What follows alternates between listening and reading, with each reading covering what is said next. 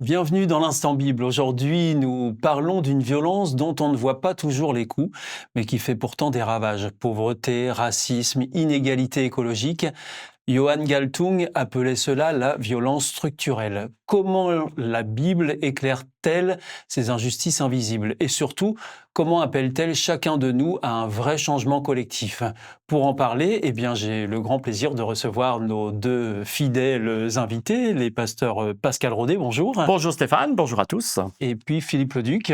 Bonjour. On vous retrouve. Oui. Merci de nous rejoindre. Donc, comment Dieu nous invite-t-il à ouvrir les yeux sur ces violences invisibles? Restez bien avec nous, c'est tout de suite dans l'Instant Bible.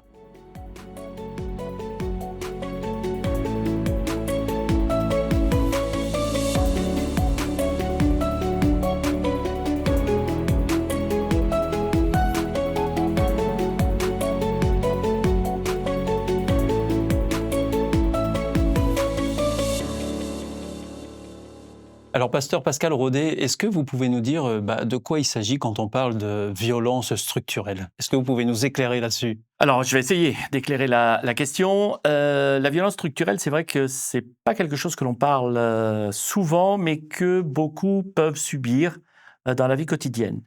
La violence structurelle, c'est lorsque des lois, des systèmes ou des habitudes dans une société ou dans un groupe créent de l'injustice, de l'incompréhension, sans que personne ne lève la main en disant « Non, stop, il faut s'arrêter ». Non. Et ça, c'est, en d'autres termes, tout ce qui est violence un peu de tous les jours, que ce soit au travail, que ce soit dans la vie de tous les jours, où il y a des systèmes ou des lois qui font que il y a cette violence qui s'installe. Par exemple, pour une personne qui travaille à plein temps, mais qui en fin de compte reste dans le seuil de pauvreté, il y a une violence quelque part parce que le fruit de son travail, alors qu'elle est à plein temps, ne lui permet pas d'avoir un minimum de biens de consommation normal. Ça, c'est une violence structurelle.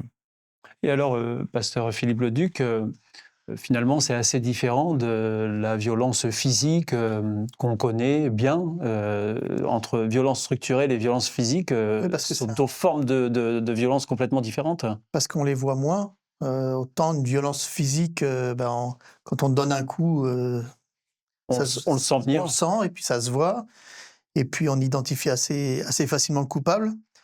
Dans la violence structurelle, oui, on est victime d'inégalité, d'injustice, mais difficile de désigner un coupable. C'est la société d'une manière générale.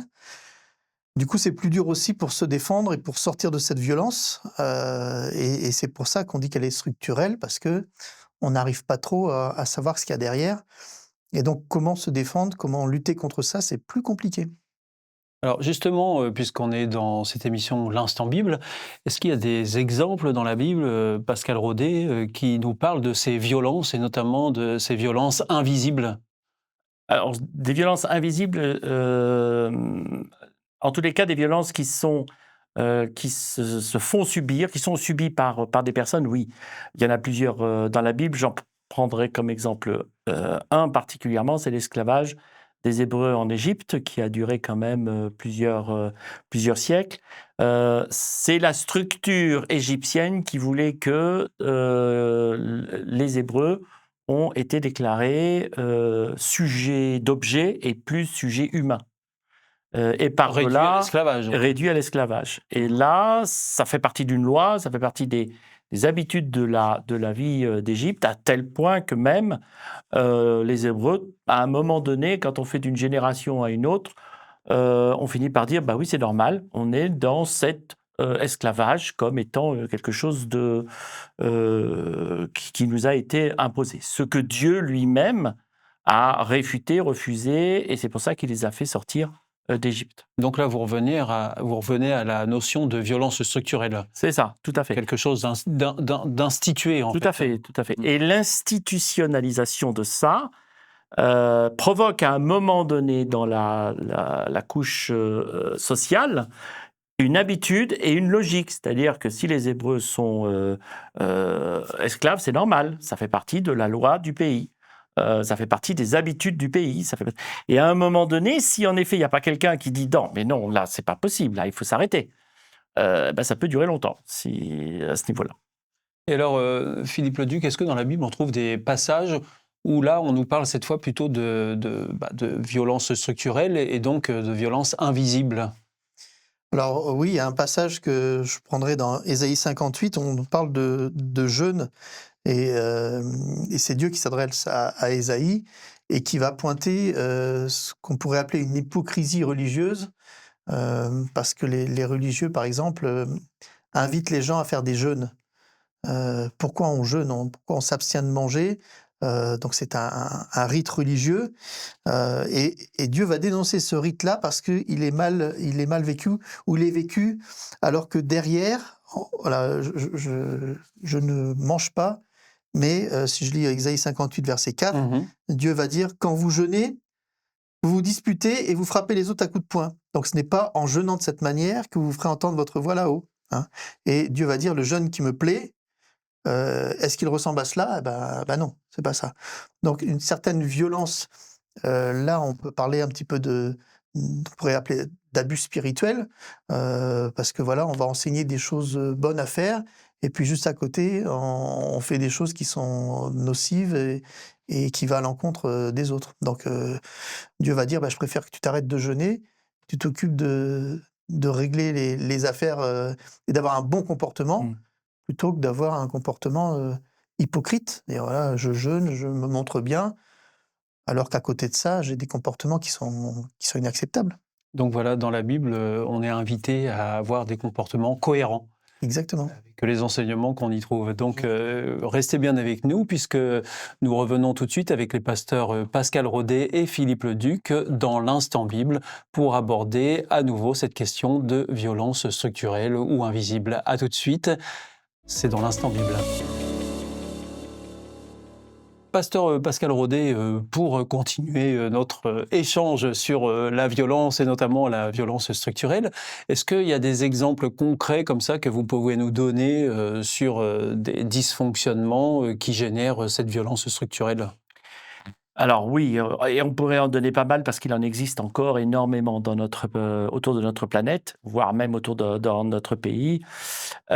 Ces différents exemples peuvent être cités par plusieurs niveaux. Si je reprends les exemples, ou en tous les cas les différents critères que l'ONU a donnés pour l'aspect de la violence, qui rejoint d'ailleurs beaucoup certains textes bibliques dans ce domaine-là. Et il y a par exemple la santé, qui est une violence structurelle dans certains pays où il n'y a pas moyen d'avoir accès au minimum de soins. Et ce qui veut dire que quelque part, la population est sujet à mourir à petit feu parce qu'il n'y a pas de minimum de la santé, voire même minimum de l'alimentation. La même chose pour le logement, il y a des familles qui ne sont pas logées, qui n'ont pas le même niveau de logement, qui n'ont pas accès à tous les logements. Ça peut être aussi au niveau du racisme, où il y a cette discrimination à l'embauche, par exemple, où on en parle de temps en temps dans notre pays. Ça fait partie d'une structure, et là, c'est celle qui, quelque part, ne se dit pas, ne se voit pas forcément, mais quand on est face à quelqu'un qui doit embaucher, il y a toujours trouvé quelque chose qui dit non, non, pas lui, pas lui. De par son faciès, pas forcément parce il a moins de compétences que l'autre. Et puis, je terminerai aussi par l'écologie, qui, je trouve, là, dans notre siècle, est quand même quelque chose d'assez incroyable.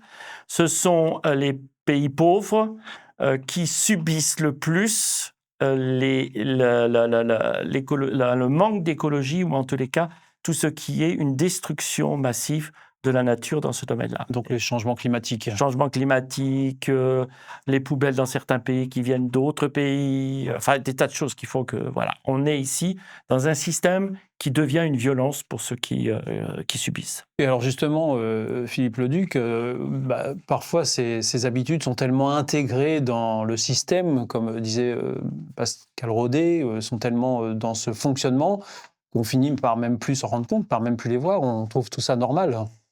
Oui, du coup, il y a un certain fatalisme de se dire: «Bon, c'est comme ça», et on se dit: «La montagne est trop grande pour la franchir», donc on lutte pas, on baisse les bras, et puis on se dit: «C'est comme ça et c'est tout», et c'est ce qui fait que cette violence, elle est, comme on disait tout à l'heure, elle est sournoise, et elle est pénible à vivre parce que il faut surtout pas baisser les bras, justement. Face à cela, il faut arriver à se battre, non pas physiquement, mais essayer de lutter pour essayer ces injustices, ces inégalités puissent être rattrapées, qu'on puisse arriver à vivre tous normalement. Et alors, est-ce que la Bible nous invite à ça, justement, à relever ces inégalités qui semblent parfois tellement normales qu'on ne les voit même plus? Est-ce que la Bible nous invite à relever ces inégalités et nous invite aussi à faire un travail sur nous, une sorte de transformation personnelle et puis aussi une transformation collective? La Bible Oui, invite à ça? La Bible est remplie de conseils très pratiques, en fait. C'est pas simplement quelque chose d'intellectuel, je crois en Dieu, mais ça change rien dans mon comportement. Au contraire, croire sans agir, sans faire des choses en conséquence, c'est ce qu'on disait de l'hypocrisie, hein. Je me présente comme quelqu'un de très bien et puis je fais rien de bien, hein. Donc, ce que Jésus nous demande, notamment quand il fait son enseignement, il dit concrètement, il faut s'intéresser à la veuve, à l'orphelin, aux plus pauvres. Il faut faire des actions, on ne peut pas passer. Il y a une célèbre parabole qui indique qu'il faut vraiment, quand quelqu'un est au bord de la route, s'arrêter et prendre soin de lui. Et non pas passer comme ça sans rien dire, en faisant semblant de ne pas l'avoir vu. Je pense même que c'est quelque chose de très important, ce que Jésus a fait, parce que il y a en effet ceux qui, on s'en fout, justice ou violence, c'est pas grave. Ce serait presque plus grave si, pour ceux qui sont religieux. Mais Jésus rajoute même une phrase. Mais vous êtes hyper religieux. Vous respectez le moindre petit truc dans les petites lois, des petites choses. Et la justice, vous en faites quoi? Et l'écoute de l'autre, vous en faites quoi? Et ceux qui sont, comme disait Philippe, et ceux qui sont dans le fossé, vous en faites quoi?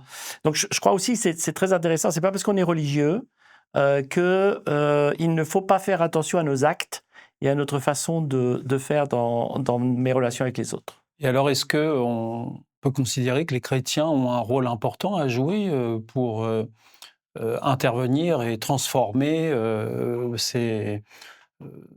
la société face à ces violences invisibles? Je crois profondément que le chrétien a un rôle important à jouer. Est-ce que le chrétien doit dénoncer ces inégalités? Le chrétien doit dénoncer ces inégalités. C'est ce que Jésus a fait. Et il l'a dit à toute la population. C'est aussi bien ceux qui sont pas religieux mais qui font rien, que ceux qui sont religieux et qui font rien. Donc si à partir du moment où Jésus a exprimé cela à tout le monde, moi en tant que chrétien, qui partage cette parole de l'Ancien, du Nouveau Testament, on peut faire toute la Bible. La Bible est remplie d'indications de Dieu qui dit « Attention, respecte l'autre. Respecte pour que l'autre puisse vivre correctement. Qu'il soit dans une justice, qu'il ne soit pas dans une violence. » Et on pourrait reprendre pas mal de textes dans ce domaine-là. Et alors vous, Philippe Leduc, pour terminer, comment vous voyez le rôle du chrétien par rapport à ces violences invisibles? Il y a un texte célèbre qui dit « Si je n'ai pas l'amour, tout ça sert à rien ». Et tout ce que je peux dire, c'est comme si c'était quelque chose qui résonnait mais qui a pas de sens. Donc tout ce que l'on fait, tout ce que l'on met en place, si c'est l'amour qui nous motive, alors forcément on va s'intéresser à ceux qui ont des besoins, ceux qui sont en difficulté. Et si chacun faisait cela, eh bien l'état de la planète serait très bon. Parce qu'il y aurait personne qui resterait isolé sur le côté. Mais c'est un peu une utopie pour l'instant. La Bible nous rappelle que Dieu ne ferme pas les yeux sur ces violences silencieuses. Au contraire même, il nous appelle à délier les chaînes et à rendre la justice vivante. Le changement qu'il propose n'est pas seulement intérieur, mais aussi social. Merci aux pasteurs Pascal Rodet et Philippe Leduc d'avoir participé à cette émission et de nous avoir éclairés aujourd'hui, une fois de plus. Merci à vous. Merci. Plaisir. Je vous rappelle que si vous souhaitez découvrir plus ces choses dans la Bible, eh bien, nous avons le plaisir de vous en offrir une en la demandant tout simplement aux coordonnées qui seront mentionnées juste après. J'ai hâte de vous retrouver très vite pour une prochaine émission de l'Instant Bible. Merci de nous avoir suivis. À très bientôt. Au revoir. Au revoir.